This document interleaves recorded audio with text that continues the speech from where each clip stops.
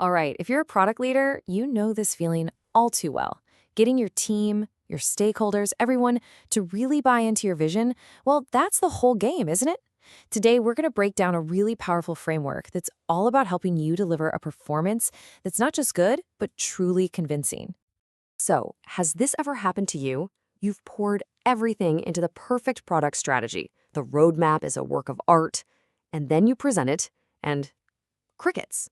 You get these kind of lukewarm nods. Your team looks hesitant, maybe even a little unconvinced. You know the vision is solid, but somehow it's just not landing. It's super frustrating, right? Well, let's dig into exactly why that happens. And this quote right here, it just nails it. The world responds not to our intentions, but to our performance. This is so key. It's basically saying that all your good intentions, your perfectly logical strategy, they're just not enough by themselves. What really matters is how you show up. Your team, the market, they all respond to your performance. So success isn't just about having the plan, it's about delivering that plan with a conviction that nobody can question. So to really get a handle on this, we're going to look at leadership through a kind of different lens, the lens of acting. We're using a framework called the performance spectrum. It's super simple and breaks a leader's presence down into 3 levels. Think of it as going from, kind of unconvincing all the way to absolutely magnetic. Okay, first up at level 1, we have the hesitant actor. We've probably all seen this, maybe even been this person. This is the leader who's saying all the right words about the product vision, but you can just tell they don't really believe it themselves. They're worried about messing up, what everyone's going to think, their body language is all closed off, their voice kind of goes up at the end of sentences, and the team picks up on that hesitation instantly. And the result? It's a total self-fulfilling prophecy. Nobody else is going to commit if the leader hasn't. Now, level 2. This is where a lot of us live, if we're being honest. This is the competent actor. This leader is professional. They run a tight meeting, the data is always clear, they're checking all the boxes. Everything is technically correct, but something's missing. There's no fire, no real emotional connection. And look, this gets you decent, reliable results, but it's never going to inspire the kind of passion you need to build something truly game-changing. And that brings us to the top tier, the goal. Level 3, the method actor. This is the leader who is just so completely bought into the vision. Their belief is, you can feel it, it's in the air. Their words, their actions, their body language, it's all one seamless, aligned message. There's just no gap between what they say and what they feel. And that kind of conviction is contagious. It just pulls people in, it inspires trust, it builds momentum, and suddenly the impossible starts to feel, well, inevitable. They're not playing a role anymore. They are the leader. So let's just lay this all out. This table really shows the cause and effect, right? You've got the hesitant actor, they're full of self-doubt, their performance is weak, and the result? Nothing happens. The world just doesn't respond. Then you've got your competent actor. They're professional, proficient, and the result is fine, moderate, reliable success.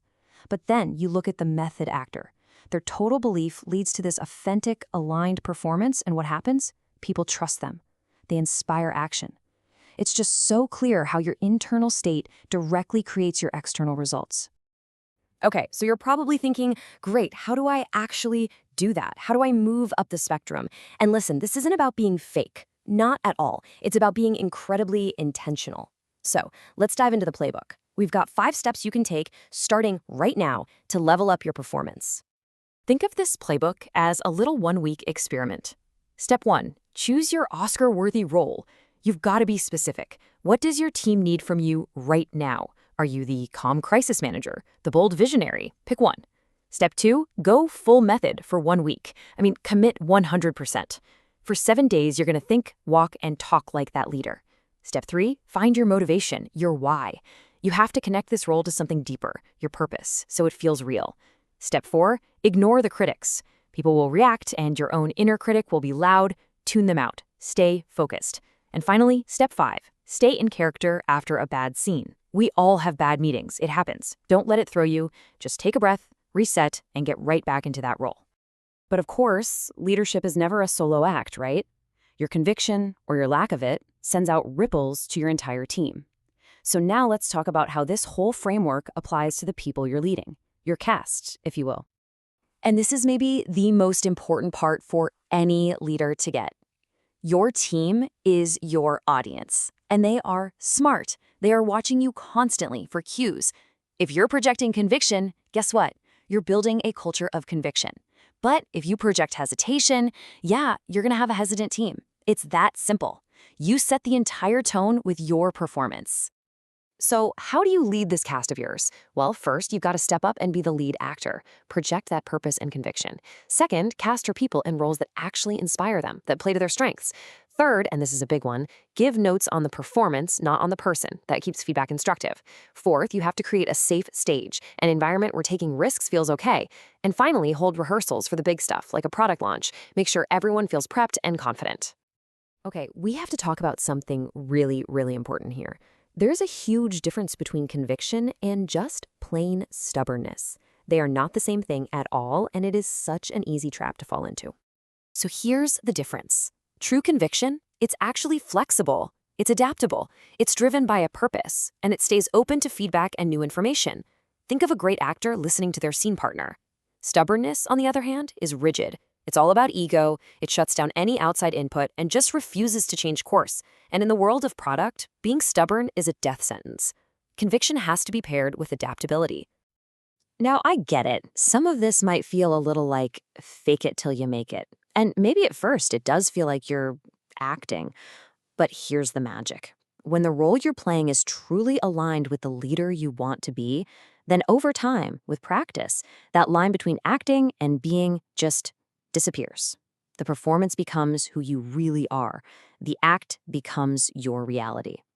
So let's wrap this up with a question for you to take with you. Think about the biggest thing on your plate right now. That tough launch, that tricky conversation you need to have, whatever it is. And just ask yourself this. What would my fully committed method actor self do next? And whatever that answer is, well, that's your next move.